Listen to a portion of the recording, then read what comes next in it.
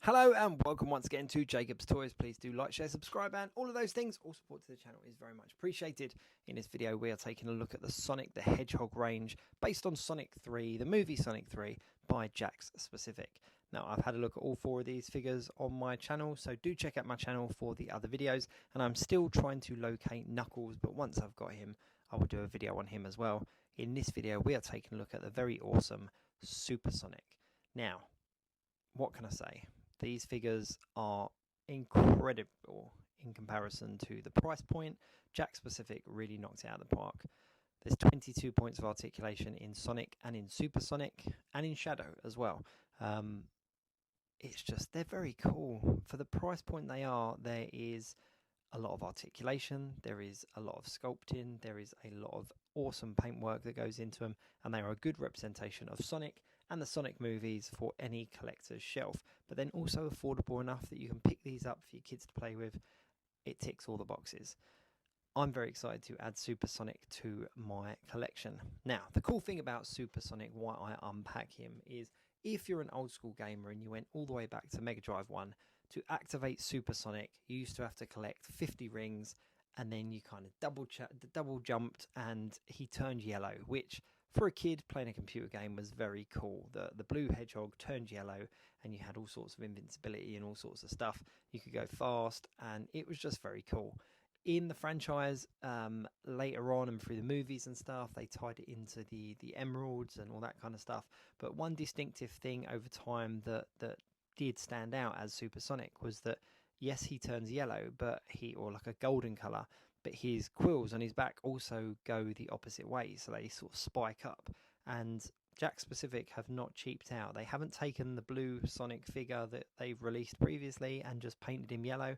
They have sculpted a new figure for Supersonic, which as a fan and as a collector, I'm very grateful for. So Supersonic really is another figure for your collection. For me, I'm going to have this one kind of displayed at the back, maybe levitated up a little bit, using a flight stand just because it's Supersonic at the end of the day.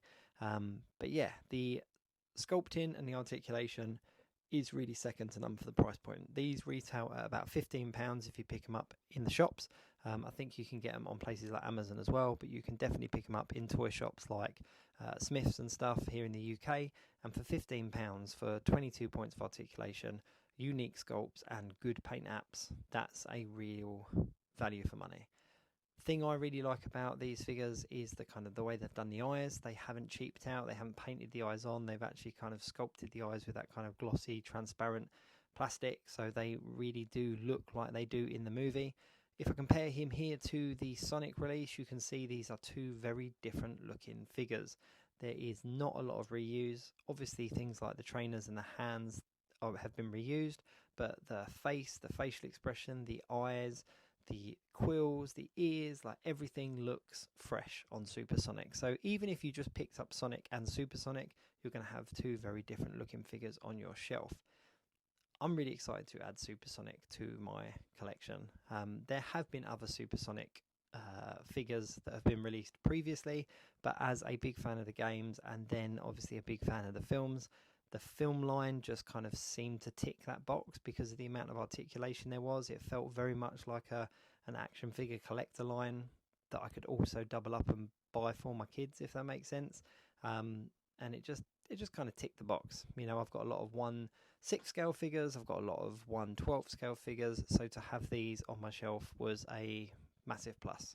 The only figure in the line that I think lets it down a little bit is the Dr. Robotnik one because he's not in scale with the other figures. However, if you're just picking up the hedgehogs and Miles and stuff, then these all work pretty well together. Let me just get them out so you can have a look. These are the four that I've picked up so far. I've got Supersonic, Sonic, Shadow, and of course Tails that I've had to spin his tails around to make him stand up. But they are just a really cool line.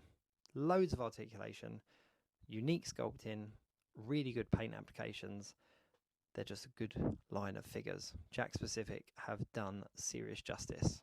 But how cool is Supersonic? Just look at that. That is a cool looking hedgehog.